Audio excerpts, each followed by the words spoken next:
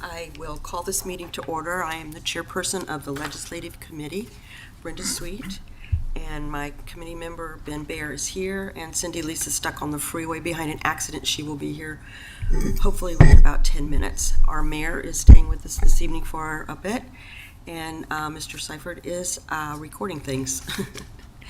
Okay, and Mr. Mayor wanted to speak to us before anything else. Mr. Mayor? Thank you very much. Good evening, everyone. I wanted to take just a few minutes before the committee dove into some of the issues that's been brought to the village regarding ordinances, and just explain a little bit about how ordinances in the village are changed.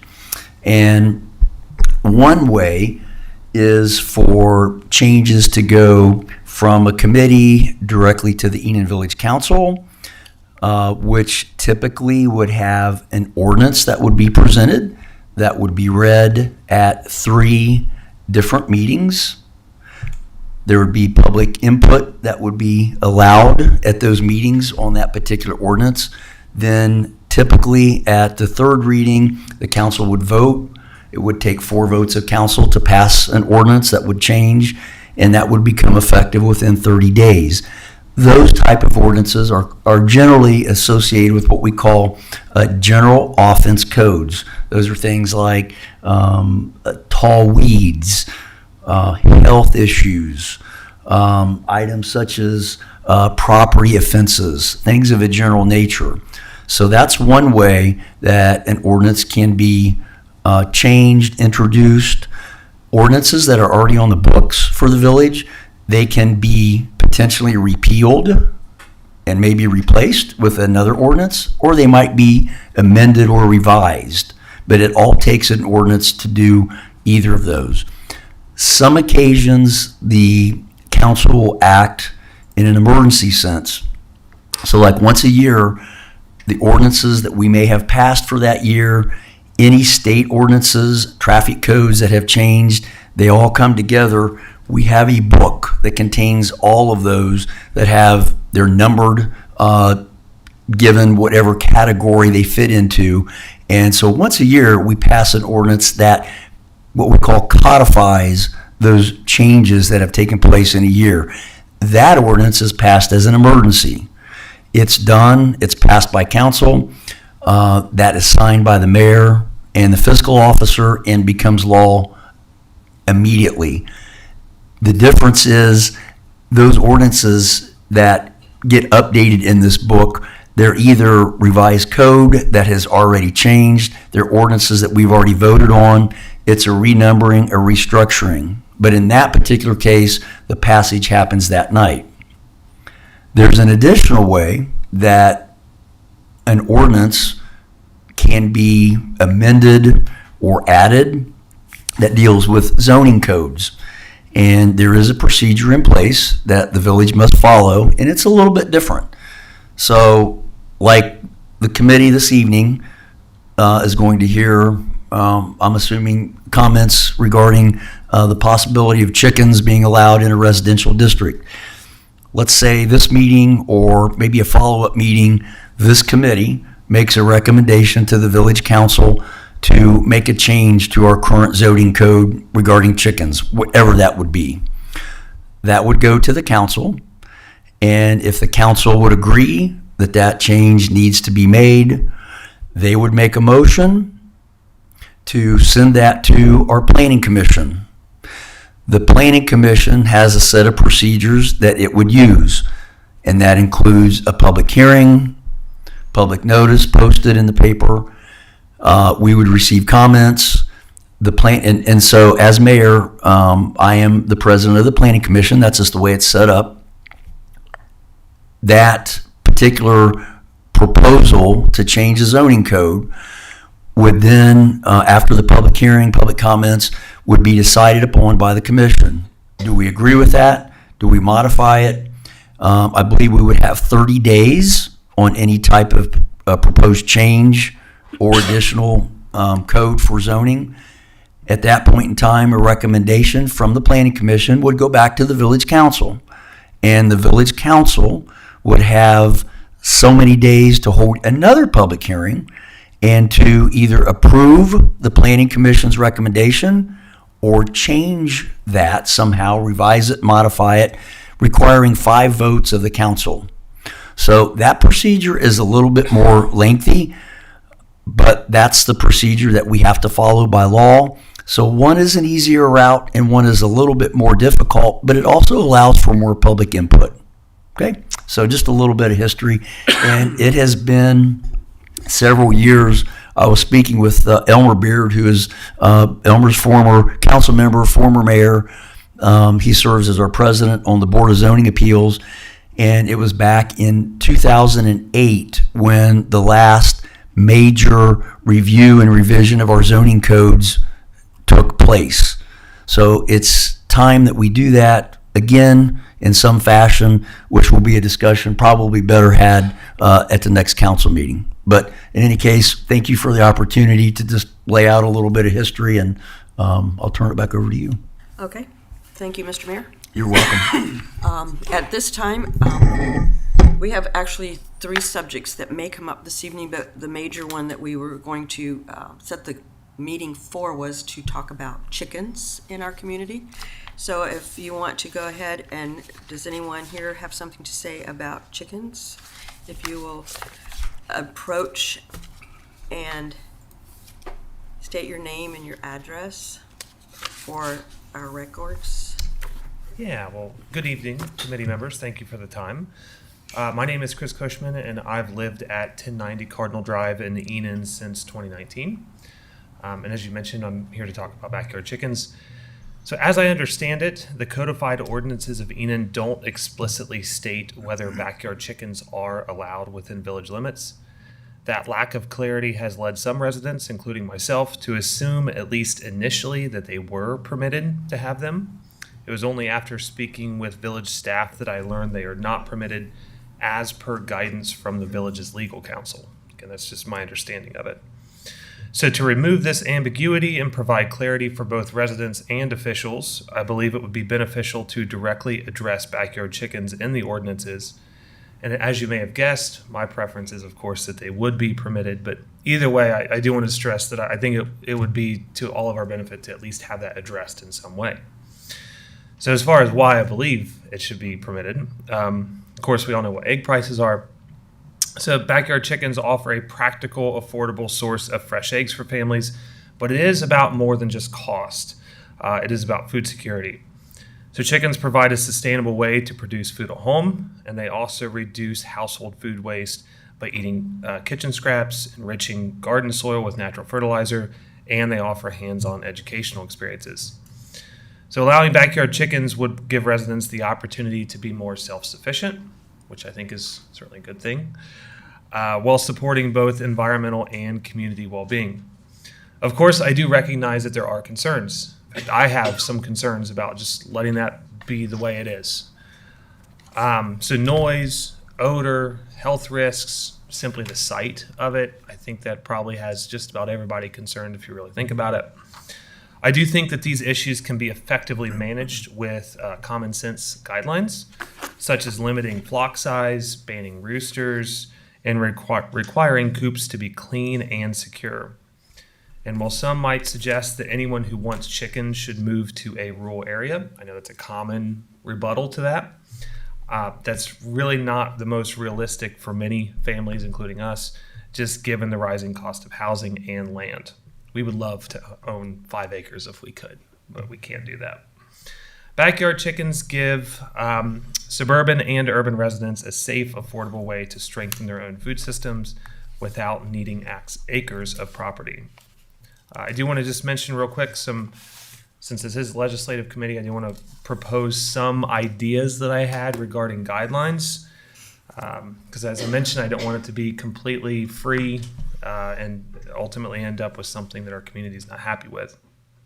So some ideas include coops being located at least 10 feet from property lines and 50 feet from nearby dwellings, with a maximum of 6 hens and no roosters.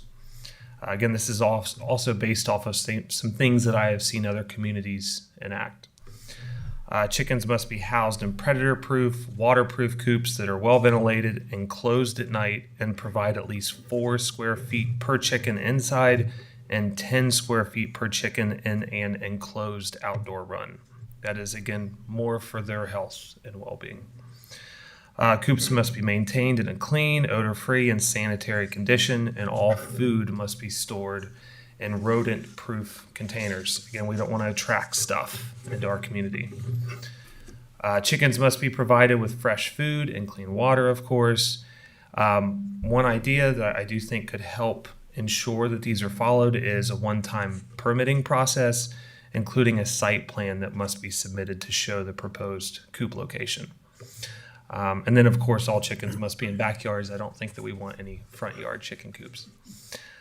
So these standards would then be designed to protect neighbors, ensure animal welfare, and support a safe, healthy community. And finally, if it's ultimately decided that chicken coops aren't right for our community, I would respectfully ask that there at least be some way to consider allowing temporary exemptions for use in 4-H. So with that, that's what I have, and I appreciate your time and the opportunity to speak. Thank you. Thank you. Thank you. Anyone else?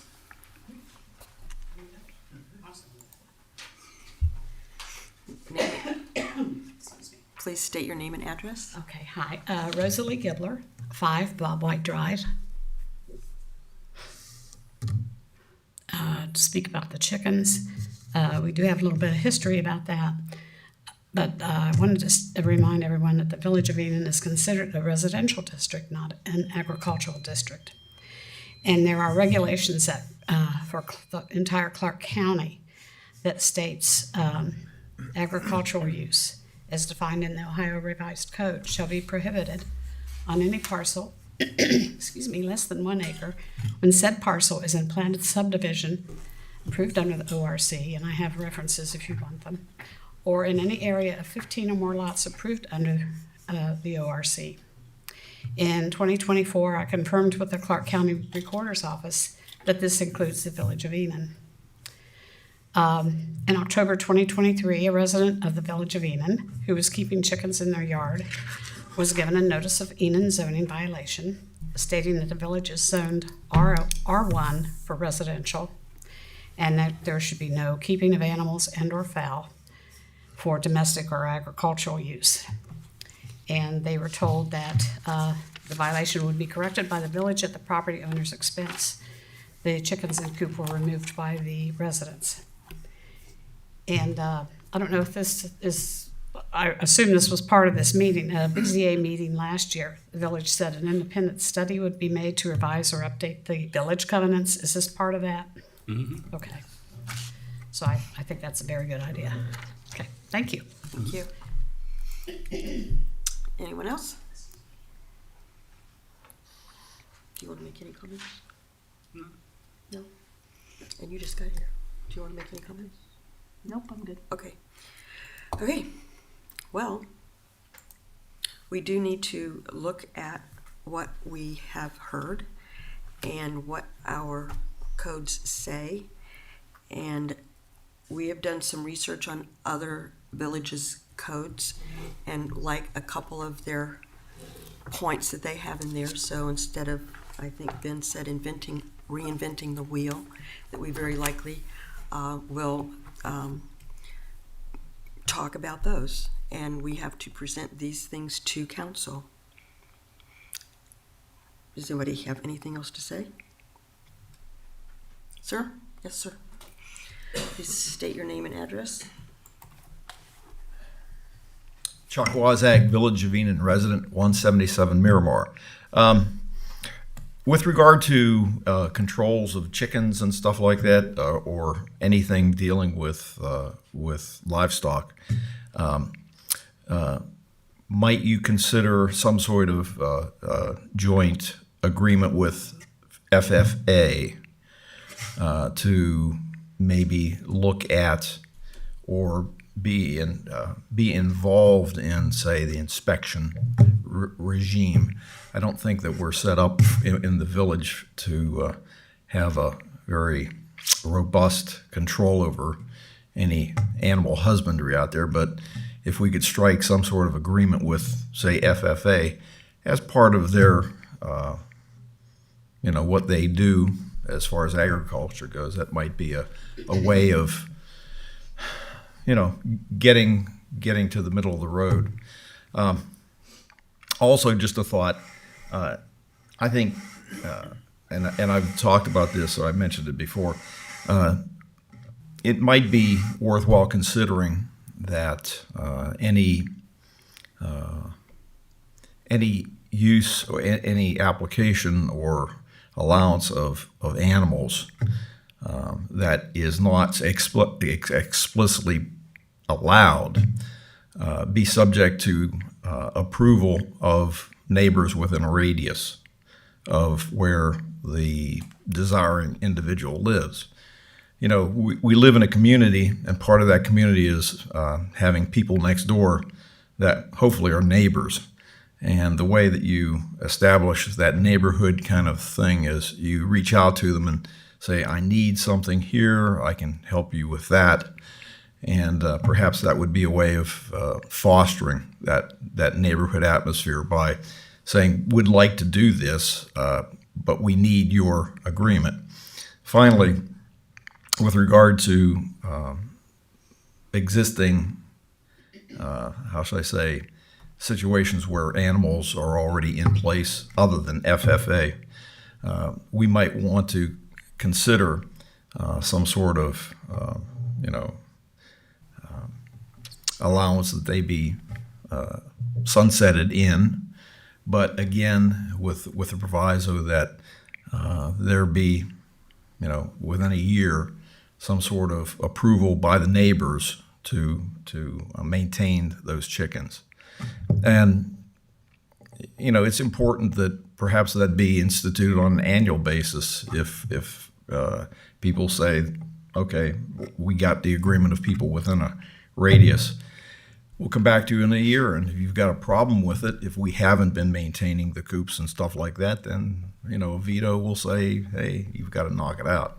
I think that would help limit the impact upon the village to have to police this and put it upon not only the individual, but the neighbors and perhaps the FFA, if we could reach some agreement there, that to kind of offload it to more appropriate hands. People involved, people who want the animals, people who have to live next to the animals, people whose business are animals. Thank you very much. Thank you. Comments? I do believe the ordinances that we've been given from other jurisdictions have some of those stipulations already in there. And obviously, those are some of the things we're going to be considering anyways, particularly with FFA projects, 4-H projects. I think it's something that's important that we address. That way there's definitions of what can and can't happen inside the village limits. So that's definitely something we're already taking under consideration. Great. Any other comments? Questions, complaints, hurrahs, anything? Okay, do you want him to say anything? No. No comments yet? Okay. Well, I guess at this point we will go to the next subject matter, which is fireworks. What do you think? Fireworks? Okay, we'll go to the fireworks. Anyone here to comment about fireworks? State your name, please, and address. I'm Kathy Brown, 650 Brunswick Drive. Thank you for letting me speak tonight. I'd like to propose that the Village of Enon ban the use of consumer or personal use fireworks. This is something that's been done by many communities surrounding us, including Fairborn, Vandalia, Oakwood, Dayton, Beaver Creek, Springfield, Trotwood, Kettering. So this is not an unusual type of request. When Ohio passed the fireworks law in 2022, they didn't just pass the use of consumer fireworks on certain holidays, they have spans. So for instance, the last July 4th holiday, there were 8 days that our neighbors were setting off fireworks. And not always within the limits, the time limits as specified. So my poor dog spent 8 days hiding under a desk and sedated at times. So that also made me think about, not just pets, because everybody I talked to had, we had shared similar experiences, the pet owners, of the dogs being scared and being in hiding and having to be sedated, but also what this must do to people who have dementia, PTSD, neurological disorders. If it affects a dog like that, what is it? I remember taking care of my mother when she had dementia, and really glad that she's not living in my house right now, under these circumstances. So I'd like to use that for justification for my request. I was looking at statistics, injury statistics. In 2023, nationwide, there were 9,700 injuries and 8 deaths due to the use of personal use fireworks. Most of them were in the 15 to 19-year-old, and the second age group was 5 to 9-year-olds. So this is a very dangerous activity, in addition to the noise and the discomfort that it's causing pets and people.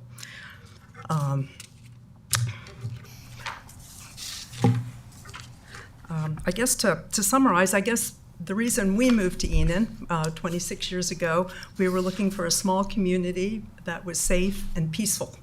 And I'd like to continue the peaceful part of it. Thank you. Okay, thank you.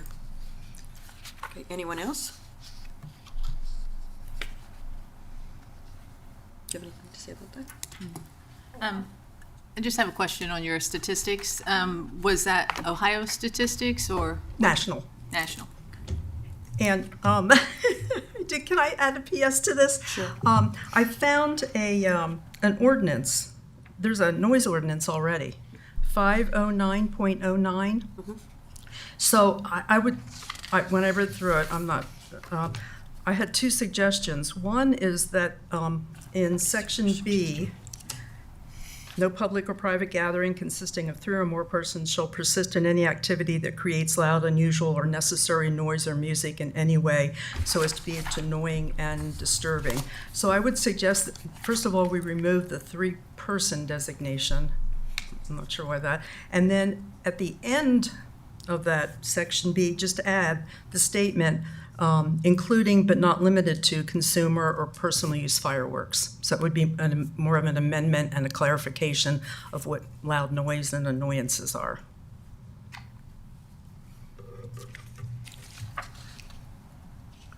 Okay. We got your email. Oh, okay. But thank you. Oh, Thank okay. you.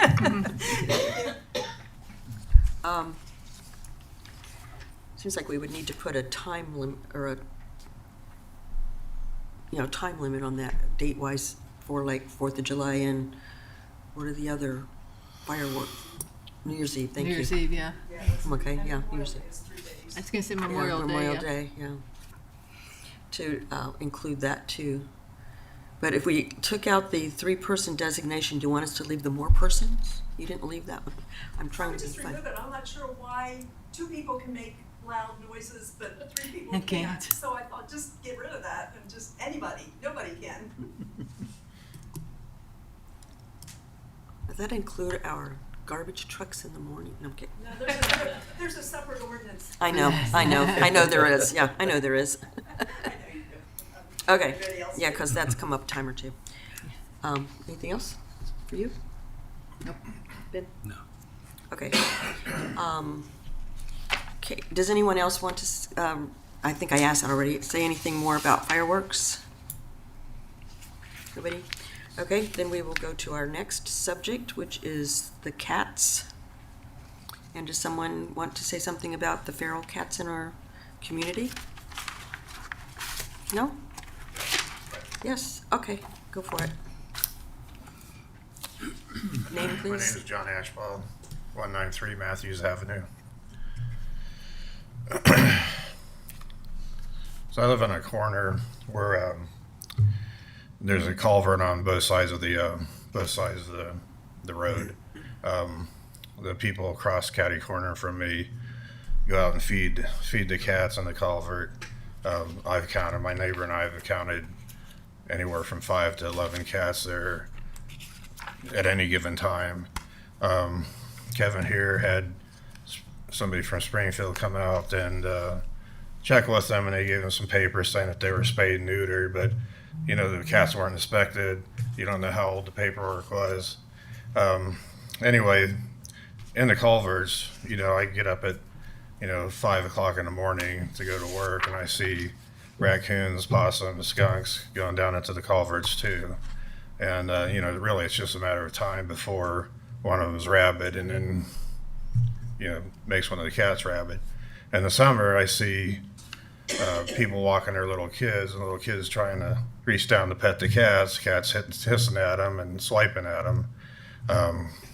And I've called I don't know how many people to try to get something done about it.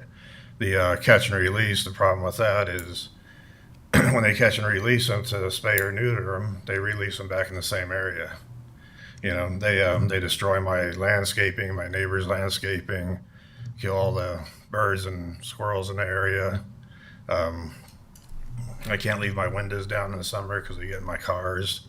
I've already had one get wrapped up in my engine at 5 in the morning to go to work, and had to take it and bury it someplace. And so my issue is, I don't care that they have cats. I just think there should be a limit on them, and they shouldn't be allowed to go feed them. They're not licensed, they're not leashed, they're not in a back fenced-in area. So, most people look at them as wild animals, but I think it's a big issue. I don't know how many other feral cats are in Enon. I just know my one little area. And, like I said, we've tried to get somebody to take care of it. And I know the people, before I moved in there, my neighbors have told me they've been fined twice by the county for having too many cats and having, doing the mass feeding and stuff. But so it'd be great if you guys could adopt the Springfield ordinance, like Kevin has sent me about the nuisance animals and taking care of that.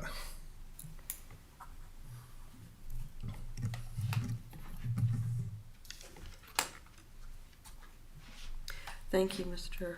Ashbaugh.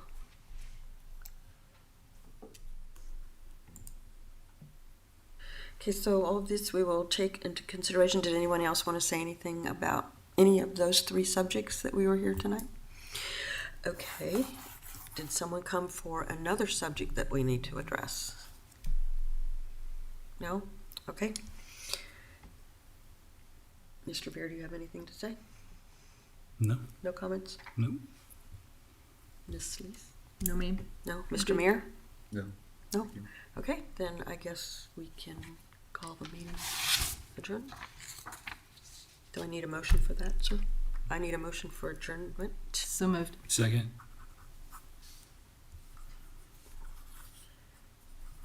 Okay, and the time, 6:28. Thank you for your attendance and your comments.